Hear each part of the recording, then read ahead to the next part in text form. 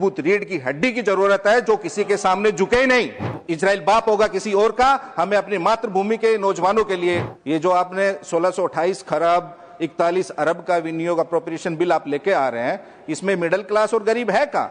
लहजे में बदजुबानी और चेहरे पर नकाब लिए फिरते हैं वो जिनके खुद के बही खाते बिगड़े हैं, वो हमारा हिसाब लिए फिरते हैं। हमारी अर्थव्यवस्था शोर बहुत करती है मगर अंदर से भीतर से बहुत खोखली है। अगर आपने 10,000 का लोन ले लिया तो बैंक के लोग लाठी डंडा ले लेके आपके पीछे भागते हैं, आपको प्रताड़ित करते हैं, आपके मान सम्मान और इज्जत को तार तार करते हैं। वहीं दूसरी तरफ अगर कोई 10-15 हजार करोड़ का लोन ले लेता है तो वह सरकार उनका लोन माफ कर देती है। क्या इनकी बहादुरी केवल गरीब और लाचार आदमी पे निकलती है? जब हम विश्व गुरु नहीं थे तो 2014 में बेरोजगारी दर क्या थी और आज अमृतकाल में बेरोजगारी दर क्या है? डॉलर के मुकाबले रुपए की कीमत क्या थी और आज अमृतकाल में रुपए की कीमत क्या है? लेकिन उन्होंने अपनी नोटबंदी और रोजगार बंदी करने के बाद उन 81 करोड़ लोगों का काम धंधा छीन लिया और आज उनको जिंदा रहने के लिए 5 किलो अनाज देना पड़ रहा है इनको। जो जितना ज्यादा लूटेगा वो ही सरकार का उतना ही प्यारा होगा। तो अब ये सरकार चीटी पर तोप चला रही है और चीटी पे तोप चला के अपने आप को बहादुर बता। 41 अरब 30 करोड़ 6 लाख रुपए है।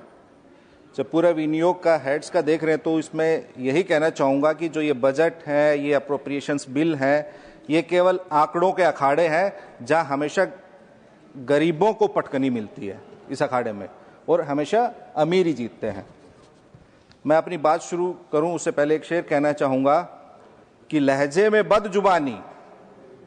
में बदजुबानी और चेहरे पर नकाब लिए फिरते हैं, लहजे में बदजुबानी और चेहरे पर नकाब लिए फिरते हैं वो जिनके खुद के बही खाते बिगड़े हैं, वो हमारा हिसाब लिए फिरते हैं।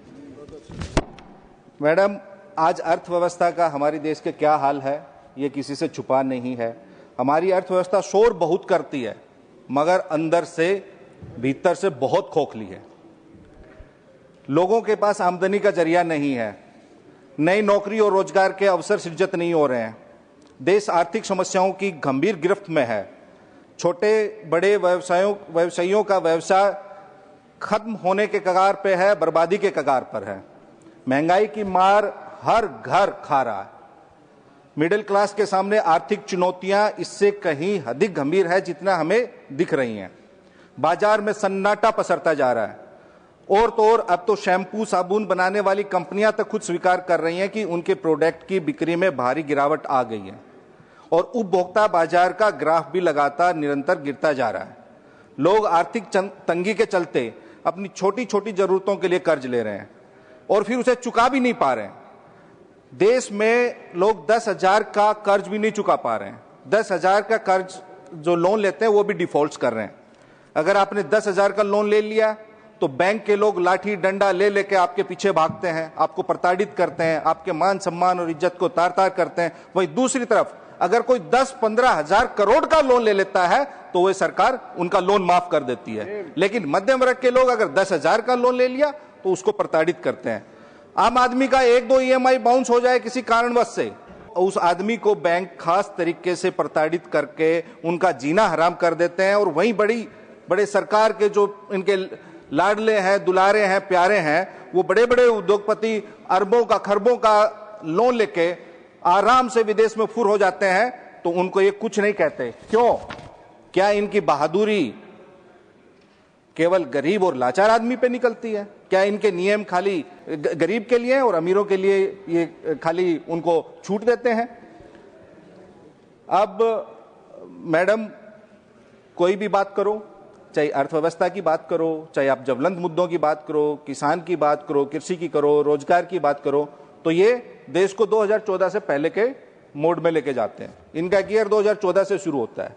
अब हम पूछते हैं, 2014 से पहले जब हम विश्व गुरु नहीं थे, हम तथाकथित अमृत काल में नहीं जी रहे थे, तो उस वक्त जब हम विश्व गुरु नहीं थे तो 2014 में बेरोजगारी दर क्या थी और आज अमृत काल में बेरोजगारी दर क्या है?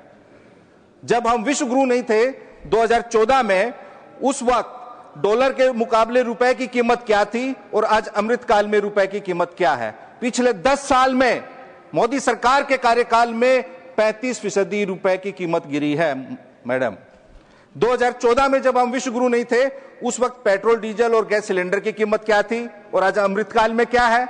2014 में जब हम विश्व गुरु नहीं थे और अब 2026 के अमृतकाल में तेल, चीनी, दाल, सब्जी, आलू, प्याज, टमाटर की कीमत क्या है और तब क्या थी? 2014 में जब हम विश्व गुरु नहीं थे, उस वक्त बस का और ट्रेन का किराया क्या था और आज क्या है? 2014 से पहले आईआईटी, आईआईएम या हमारे जो स्कूल की फीस क्या थी, आज क्या है? तो मैडम, हर तरफ से गरीब और मिडिल क्लास का इनकी महंगाई की मार सहनी पड़ रही है। हाँ, 2014 से पहले 81 करोड़ लोगों को 5 किलो अनाज नहीं मिलता था जिंदा रहने के लिए, लेकिन अमृतकाल में मिलता है। क्यों? क्योंकि 2014 से पहले उन 81 करोड़ लोगों के हाथ में काम था, रोजगार था, लेकिन उन्होंने अपनी नोटबंदी और रोजगार बंदी करने के बाद उन 81 करोड़ लोगों का काम धंधा छीन लिया और आज उनको जिंदा रहने के लिए 5 किलो अनाज देना पड़ रहा है इनको। 2014 से पहले जीवन बीमा पे टैक्स नहीं देना पड़ता था, लेकिन अब देना पड़ता है। तो मैडम, और अब 5 ट्रिलियन की इकोनॉमी बनानी है इन्होंने, लेकिन 81 करोड़ लोगों को 5 किलो अनाज देंगे जिंदा रहने के लिए। तो आप 81 करोड़ गरीबों को अनाज बांट के आप 5 ट्रिलियन इकोनॉमी का सपना देख रहे हैं। देखिए, अच्छी बात है। 2014 में सोने का क्या भाव था? 10 ग्राम सोने का मात्र 28,000, और आज 2026 में सोने का भाव क्या है? 1,60,000 रुपए। तो अब आप देखिए आप कहां जा रहे हैं। ये जो आपने 1628 खरब 41 अरब का विनियोग अप्रोप्रिएशन बिल आप लेके आ रहे हैं, इसमें मिडिल क्लास और गरीब है कहां?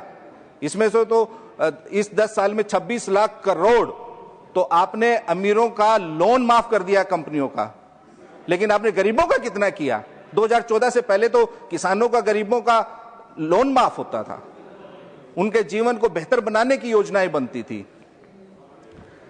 अब मैडम, अब ये सरकार गरीब, किसान, दलित, पिछड़ा और मुसलमान को मार रही है और धन पशुओं को पाल पोष रही है। जो जितना ज्यादा लूटेगा, जितना ज्यादा अधिक कॉर्पोरेट लोन लेगा, वो ही सरकार का उतना ही प्यारा होगा। लेकिन जो गरीब मेहनत से काम करेगा, या ऐसे जो हमारे उद्योगपति जो अधिक रोजगार के अवसर सृजित करेंगे, उनको विभिन्न एजेंसियों से डराएंगे, धमकाएंगे या और कुछ करेंगे, सब जानते हैं। तो महोदय, मेरा यही कहना है मैडम स्पीकर कि किसान के लिए, नौजवान के लिए, गरीब के लिए इस सरकार ने गरीबी, महंगाई, बेरोजगारी खत्म करने की कोई ठोस नीतियां नहीं बनाई है, कोई योजनाएं नहीं चल रही है। मनरेगा जैसी जो योजना चलती भी थी, जहां ग्रामीण भारत में हमारे लोगों को रोजगार भी मिलता था, उसका भी केंद्रांश और राज्यांश का जो 90 और 10 का अनुपात था वो भी घटा दिया, और उस पूरी योजना को समाप्त करने की ओर पे एक नई योजना की इन्होंने शुरुआत की। तो कहना यही है, इस सरकार का गरीबी पे, बेरोजगारी पे कोई ध्यान नहीं है। हमारी रेलवे की या सेना की जो नौकरियां थी वो भी खत्म कर दी हैं। तो अब ये सरकार चीटी पर तोप चला रही है।